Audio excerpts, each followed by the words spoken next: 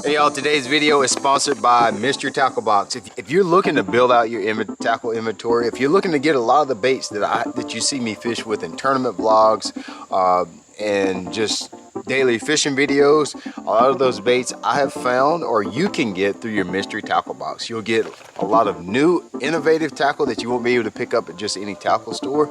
If you subscribe to Mystery Tackle Box, they'll ship the tackle right to your house every month. And you'll get a lot of things that you never expected or you may have never picked up if you didn't have Mystery Tackle Box. Check my link in the description box and you'll get your first box for as little as 10 bucks.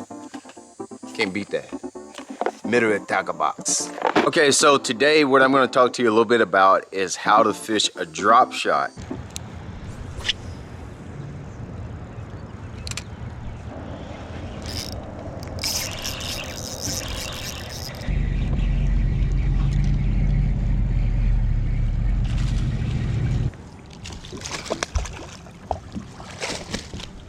A lot of people think when you hear the word drop shot, a lot of times you're thinking about casting out in deep water, finesse fishing, doing something that's extreme, finesse-y type, 6-pound test. Even though drop shotting can be that, it doesn't have to be. So I'm going to show you the way that I fish the drop shot in a little bit more powerful technique, if you want to say it. I guess that's the right way to say it. But in this video, this is some clips. I'm going to use some tournament footage that I've had that I fished at Lake Gunnersville earlier this year where I was using a drop shot. All right, I'm going to dive into the tackle that I used, the rod, the reels, the line, and so forth. In this video, you saw me with the spinning rod, but I am not using like 6 or 8 pound test line. It's 15-pound test fluorocarbon to a 15-pound test braid. So I got him. It's not exactly finesse fishing, but it's a finesse approach, if you want to say that. But it's not always small line. It's not always deep water. I'm also fishing it around grass clumps, isolated grass clumps. And lastly, I'm fishing in like 2.5 foot of water. So when you think drop shot, I know a lot of people have a bad perception of the drop shot. It's not always about fishing light tackle. It's not always about fishing small baits, and it's not always about fishing deep water. It's not always about fishing clear water. This water's got that good green TVA look to it. It's very shallow. It's a little bit stained. The fish ain't necessarily just tiny ones either. It used to be a company a long time ago. Whoa. Whoa. Whoa. That's a bigger one for real. Yeah, it's bass. Yeah, that's a bass. That's a nice one, man. Don't jump again. Don't jump again. Yeah, I needed that one. I need that one. I needed that one. Yeah. Get about 4 more of them. That's a 4.5 pounder. Okay, so first of all, let's talk about the rod, the reel, and the line combo that I'm using in this particular video. So of course, if I got a spinning rod in my hands, you know it's pretty much going to be my signature series spinning rod. The rod that I use for absolutely everything. The rod that I use is a favorite 6-stick series, but it's one that I tweaked a little bit, and that's why it's my signature rod. I changed the grip on it, I changed the guides on it a little bit, so it just makes it a little bit more better. All right, just works better for what I like to do. The reel seat buckles from the bottom to the top, that way the reel's always in the same spot. The grip extends above the reel, so you got a little bit more force and a little bit more grip and a little bit more leverage over the fish when you're fighting it. And I took one guide out and I put a little bit bigger guides. Most of us are going to be using braid to fluorocarbon setup most of the time. So to let that line and let that knot slide through our guides a little bit bigger, I just upsize those guides a little bit so that the line just slides through a little bit better. The rod action and the power of that rod I've always loved, but I just wanted to change a few things. That's what makes it my signature rod. So that's the rod that I'm using in this video. I'm also using a 2500 series. This is a Shimano sustain reel that I'm using. That's a very expensive reel. Look, I fish for a living. I got expensive stuff. You don't have to have a $500 reel, spinning reel. Go get you an $89 reel. Something with a good drag. Just get a good spinning reel. That's all you need for this. You don't have to have a sustain to do what I'm about to do in this video. Getting down to the nuts and bolts of it, it is a 15-pound test diamond fluorocarbon braided line. It's an 8-core braid, an 8-strand braid with a round core. The round core just makes it where it doesn't dig into your spool so much when you got a big fish on or when you're hung up and you're trying to get it, you know, unhung. That round core braid just performs a little bit better, lets you get a little bit longer cast, and it's real smooth. The diamond braid is extremely smooth. You won't hear it zinging through my guides or anything. It's an extremely smooth braid. I like that. That's important for me. My fluorocarbon setup, I use an Alberto knot from my braid to my fluorocarbon. My fluorocarbon setup is a 15-pound test diamond fluorocarbon. This stuff ain't breaking. Like, it's pretty daggum strong. I'm fishing around grass. You might not see anything in this video visually, but there's little clumps of hydrilla and milfoil under there, and that's what I'm targeting when I'm fishing my drop shot. And then lastly, my hook, my worm, and my weight. I'm using a 3/16 ounce sinker. I'm using a straight shank hook in this video, and I'm using a straight shank 4/0 hook. On my SMH worms, I'm using 2 different plastics in here. I'm using my Signature Series SMH worm, and I'm also using a Z-Man finesse worms, the 6-inch finesse worms and watermelon candy. It's a very simple setup.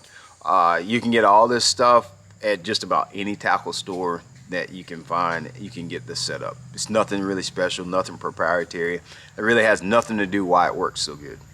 Okay, let's get into how and why I'm fishing this bait the way I'm fishing it. So I'm fishing a drop shot in 2 to 4 foot of water around isolated clumps of grass. Why am I using a drop shot? Honestly, when I fish the drop shot and I'm fishing around grass, I really want my bait to stay around that structure a long time. And so the fact that the weight is on the bottom of a drop shot, when you cast it out, it stays in place a lot longer. So I can throw that bait out and just shake it in place and it'll stay exactly where it is. With a Texas rig, when you cast it out, even in 2 to 4 foot of water, the first thing the bait does is it pendulums back to you at a much faster rate. Of course, a drop shot is going to pendulum back to you somewhat, but it's not going to be nearly as much as it would be with a Texas rig. Other thing is the bait is suspended off the bottom a little bit, and I think in my mind a fish would much rather get a shad or whatever it's trying to eat out of just the middle of the water column than kind of digging its nose down in the mud or grass. I feel like it just seems like it's a little easier and a little bit more vulnerable of prey that they're after when they do it that way. So I'm basically casting this bait out. What I'm doing a lot of times as I'm perusing around on this flat, as I'm kind of trolling around, what I'm looking for is I'll visually see these clumps of grass and I'm marking them on my graph. I'm just marking little dots and waypoints of places where there's clean spots and places where there's grass. And once I mark those, what I'll do is I'll come back and I'm actually casting at those little clumps of grass and those little clumps of clean spot. If it's a clean spot, what that means is there's a different bottom composition there. That means it's sand, it's rock, it's gravel, something different there. It's not red clay. That's really important.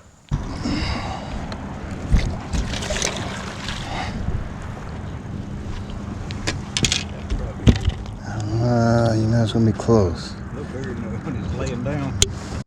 Now, after I mark those areas that have thicker grass or less grass, what I want to go and do is try to stay back as far as I can, make a very long cast.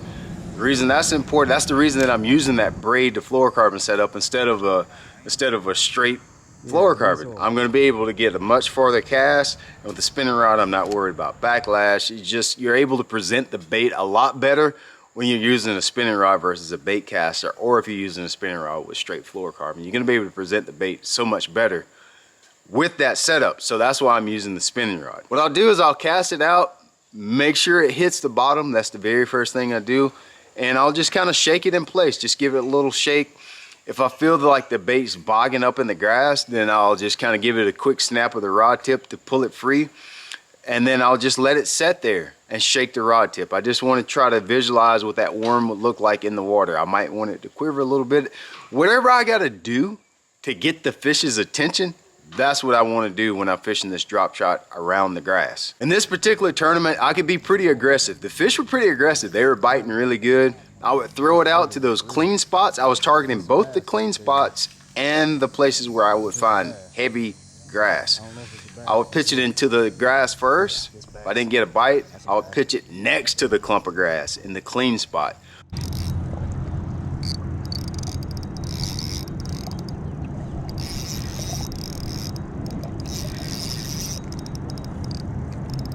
Don't jump again. Don't jump again.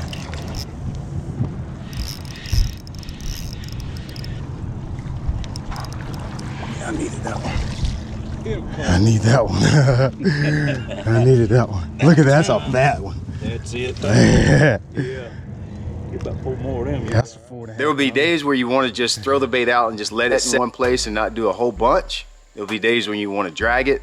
There'll be days where you need to kind of snap it out of the grass. You just kind of have to figure that out on your own. A lot of times in the morning, when the light is low, you'll be able to catch those fish in the light spots. They'll be out and feeding on the brim and minnows that are swimming in between the patches of grass.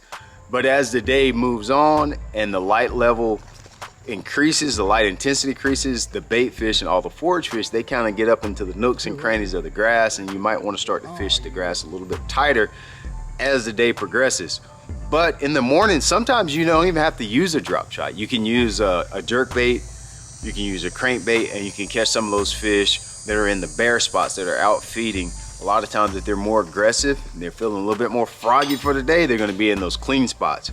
But as the sun gets higher and the fish are gonna, it's just like a dock. They're gonna look for the shade. They're gonna look for somewhere they feel a little bit more protected, and they're gonna have to ambush their prey to eat.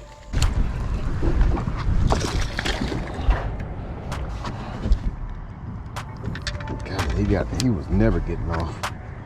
Hey guys, so that's a little bit about how I fish a drop shot in grass, and more specific in isolated clumps of grass. It can be hydrilla, it can be milfoil, it can be eelgrass, but the key to fishing grass is always going to be finding those isolated clumps. A lot of times you can find these places with your electronics, other times you can visually see it. Today, on this video that you're watching, I'm actually visually seeing the water's pretty shallow. It's not that stained, so I can visually see where the clear spots and the thick spots of grass are, and I'm able to target those fish. I'm using a drop shot. You should definitely try it. You can find the baits that I mentioned here on my website, shopblat.com. I promise you, you'll find a lot of baits there to help you catch a lot of fish. Yes, baby! Cooking with gas now, son! Woo!